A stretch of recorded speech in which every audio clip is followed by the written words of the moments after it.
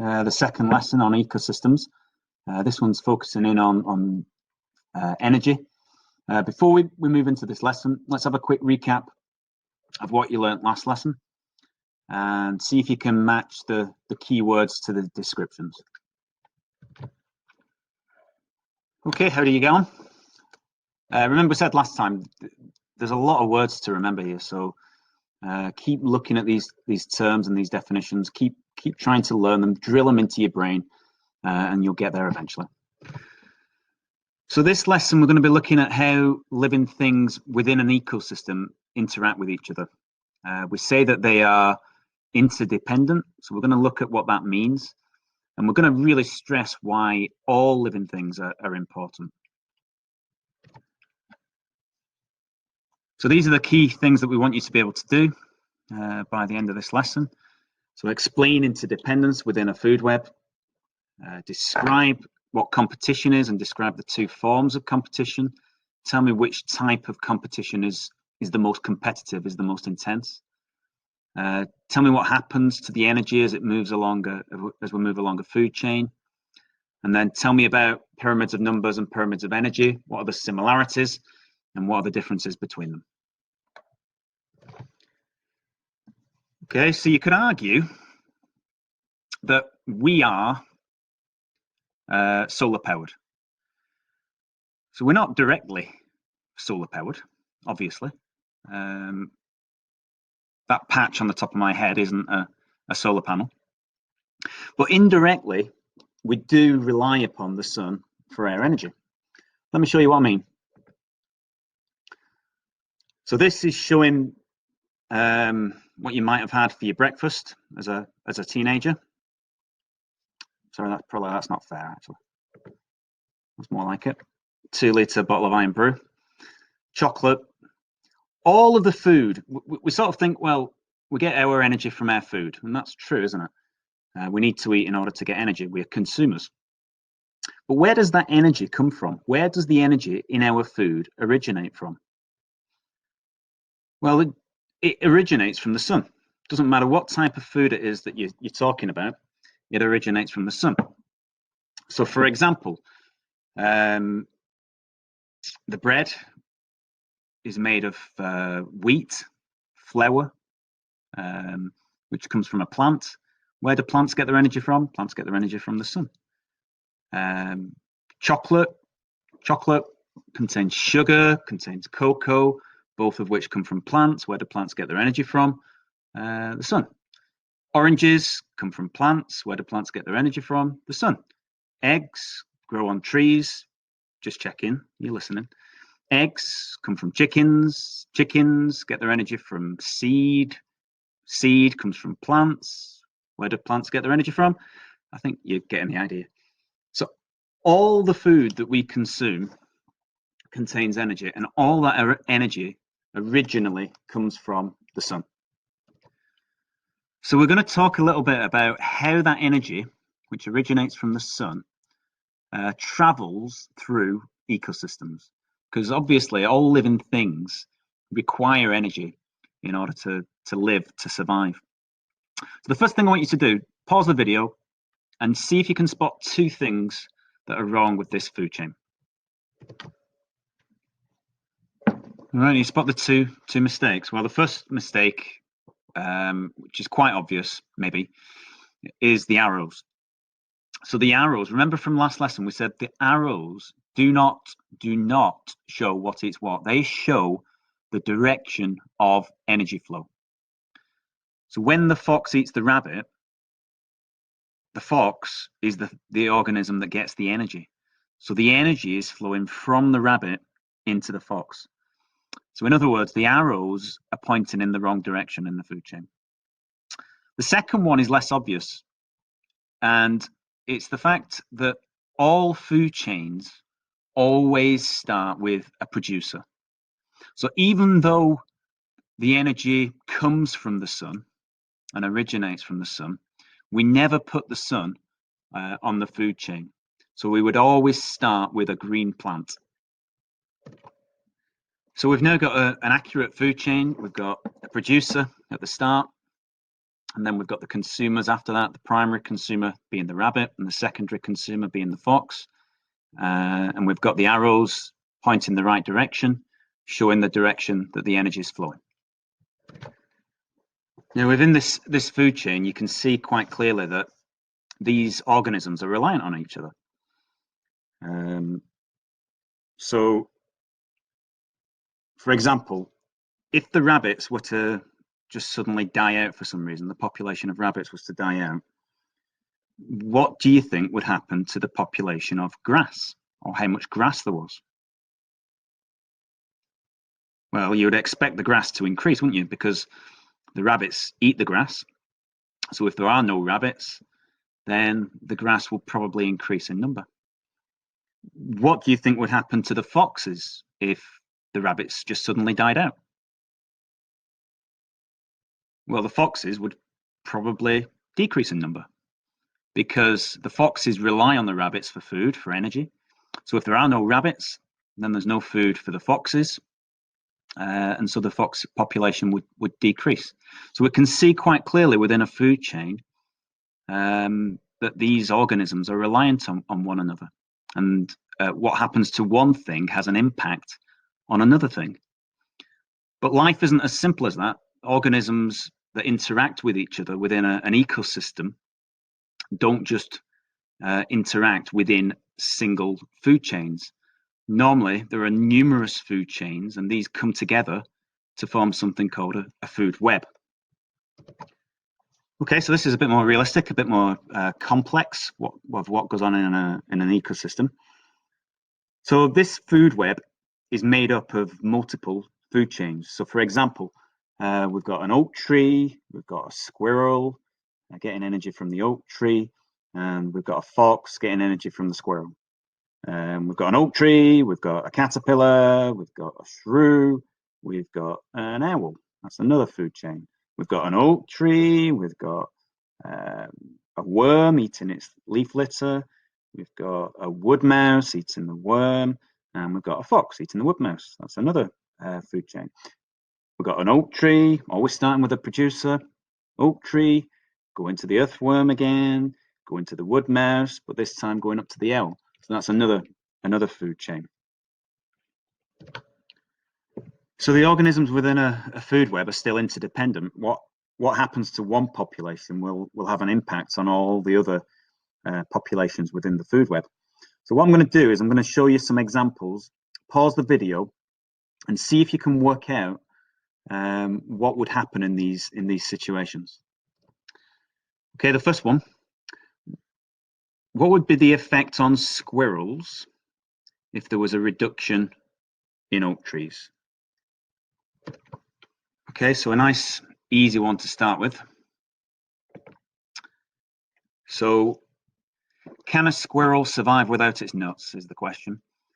Well, you can see from the food web that the squirrel gets its energy from the oak tree. So if there was a reduction in oak trees, there would be less food available for the squirrel. They would probably lose their habitat. So the squirrel population would probably decrease. Okay, next one. What would be the effect on the owls if there was a reduction in shrews?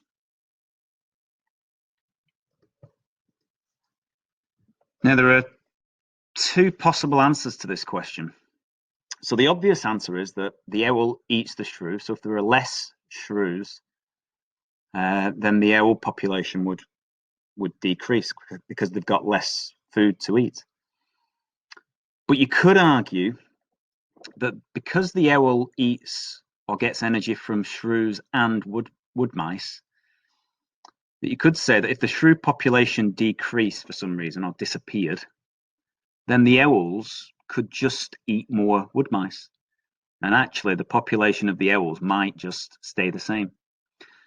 So potentially in the exam, as long as your explanation matches your response, matches what you're saying happens to the population, then you'll still get the mark, whether you say that the owl population decreases or whether you say that the old population stays the same, as long as the explanation makes sense. Okay, next one. So what would be the effect on earthworms if there was a reduction in the number of owls? Okay, so the more obvious answer is that if the owls decrease in number, there's going to be bigger populations of shrew and wood mice because there aren't enough owls to eat them. So if those populations increase, then they're going to eat more of the earthworms, and so the population of earthworms would decrease.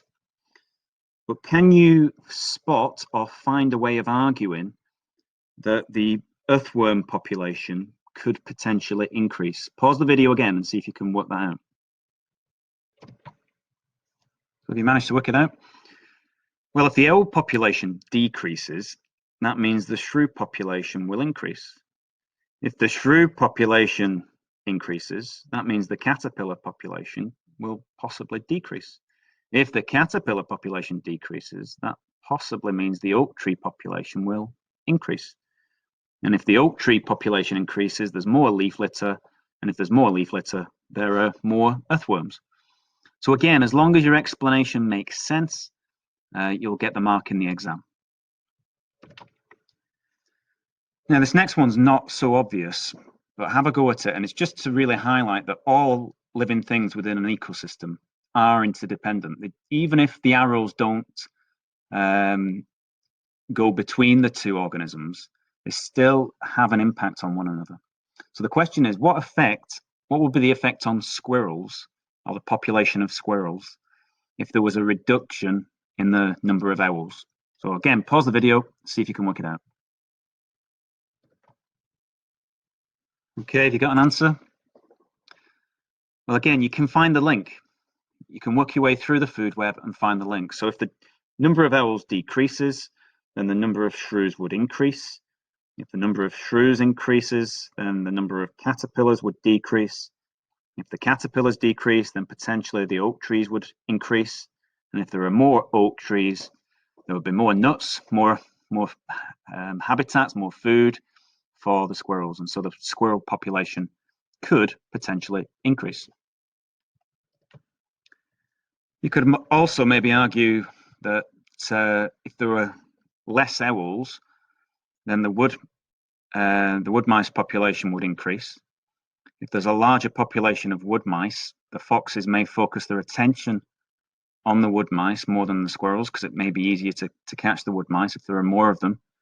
And so again, if there are more wood mice, it's easier to catch, and the foxes are paying more attention to them.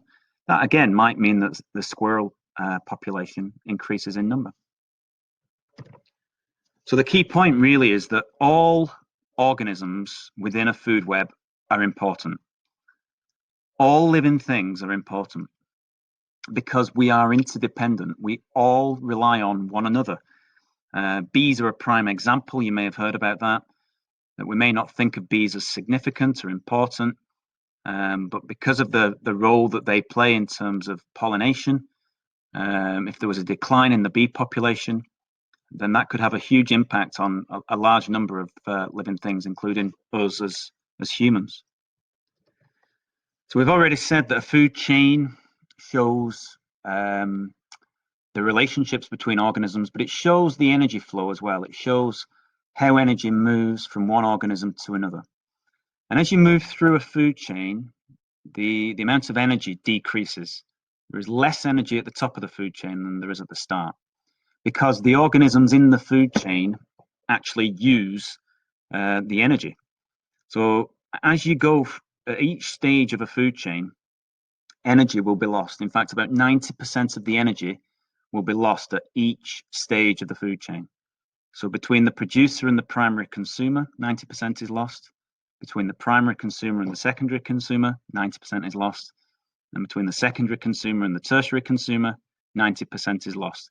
Each time, only 10% is passed on to the next level. How is the energy lost? Well, it shows you there 3 ways that energy is lost: by heat, maintaining body heat, movement, and undigested material as well. So a pyramid of energy is a way of showing how much energy there is at each stage of the food chain. So they are always the same shape as a pyramid. A pyramid of energy is always the same shape as a pyramid. Because energy is lost, 90% is lost at each stage, you always have the most energy at the start of a food chain. You always have the most energy at the base of the pyramid. The producer always goes at the base of the pyramid. So the start of the food chain, the producer, is always the base of the pyramid. And it is always a pyramid shape when it's a pyramid of energy. So no surprise in what a pyramid of numbers is. It shows the total number of organisms at each stage of the food chain. So if you were to count up the number of organisms at each stage, you could represent that as a pyramid of numbers. And again, the producer always goes at the base of the pyramid. But what we want you to do, just pause the video and see if you can think of a food chain that would result in a pyramid of numbers that doesn't look like a pyramid, doesn't have the shape of a pyramid. Pause the video now. So this is a key point to keep in mind. This is a difference between a pyramid of number and a pyramid of energy. Remember we said a pyramid of energy is always pyramid shaped. Well, a pyramid of numbers can have an irregular shape, and there are a couple of food chains that would have an irregular shape. So the first one, if we just take the first one as an example, if you were to count one oak tree could provide enough energy for thousands of insects. And the thousands of insects could provide enough energy for perhaps 20 or so woodpeckers. So the shape of that pyramid is not as you would expect it to be in terms of a normal pyramid shape.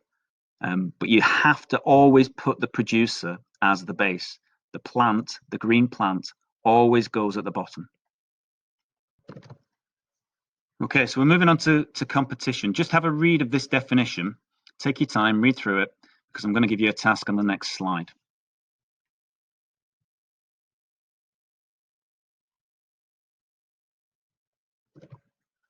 Okay, so using that definition of what competition is, have a look at this food web and see if you can identify an example of competition within the food web.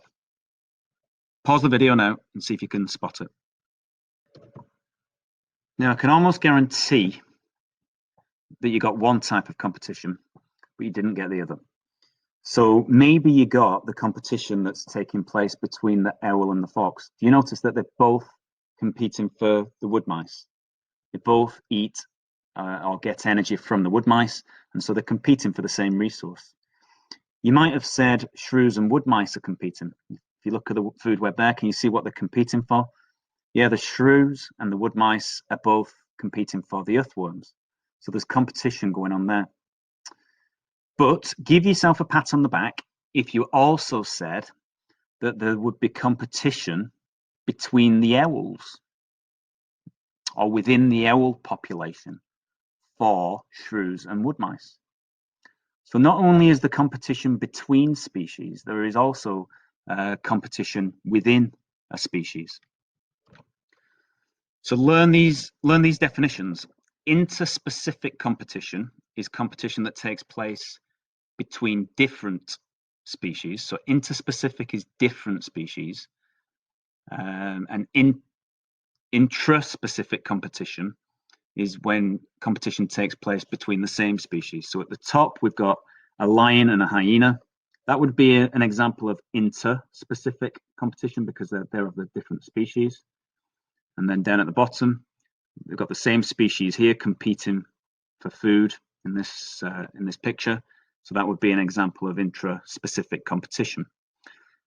Now have a think about the definition again of what competition is. Pause the video, have a think, and tell me, which type of competition do you think will be the most competitive? Which type of competition do you think will be the most intense? Do you think it will be interspecific competition or intraspecific competition? Pause the video and have a think. Okay, what's your answer? Shout it out. Nope, you're wrong. It's intraspecific competition. Intraspecific competition is much more intense than interspecific competition. Remember we said, if you just go back quickly, we said that this happens, competition happens when organisms in an ecosystem, when their niches overlap, or the roles that they play overlap. Well, the niches of animals or plants within the same species will be identical or very, very similar. And so there is always going to be an overlap. And so there is always going to be competition between organisms within the same species. So it's going to be much more intense for intraspecific competition. So that's everything you need to know about competition. Apart from the fact that don't just think about it in terms of animals competing, because plants compete against each other for things as well. So the next task I want you to do is pause the video and again have a think. Try and give me 4 resources that plants may compete for, and try and give me 4 resources that animals might compete for. Pause the video now, see what you come up with. Okay, so just check to see how many you got. So the plants compete for different things than animals. Obviously, animals don't need light in the same way that plants need light. When we're talking about mates, we're not talking about somebody you play Xbox with. We're talking about somebody you want to have a baby with. So again, plants tend not to compete for that. So have you got the main points? Well, use these 13 questions, answer these questions to see if you've got everything from the video. The good thing about the video is that you can go back and replay sections. But if you've got any questions, please get in touch with your teacher. Pause the video now and have a go at doing these questions.